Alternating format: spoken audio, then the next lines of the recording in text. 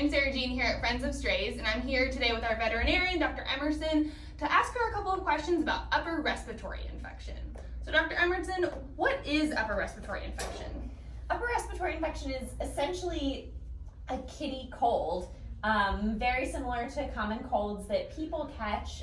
It's typically a viral infection that causes signs like runny nose, runny eyes, and sneezing in these kitty cats, and it's especially common in shelter situations where we have a lot of cats crowded together. So you talked about some of the symptoms, runny eyes, sniffly nose. What are some of the ways that a cat can get an upper respiratory infection? So the number one factor leading to upper respiratory infection in cats is stress, which makes it very hard for us to prevent it in the shelter, because as much as we try to make the shelter feel like home, it really isn't home.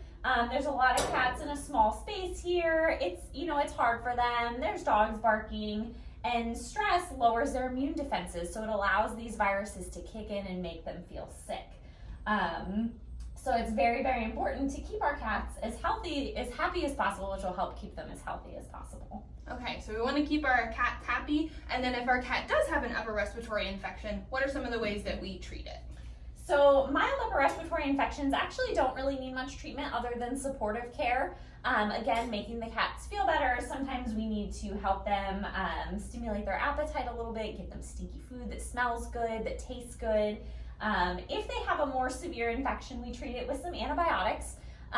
This is just a liquid medication, usually once a day. Sometimes we do have to send that home at adoption if some of the kitties are sick. And we have eye antibiotics as well that we can give them if they need it. And generally, most cases of upper respiratory infection are treated within 7 to 14 days, and these guys are feeling better. So something to watch out for, but nothing to be too concerned about. Yes, absolutely.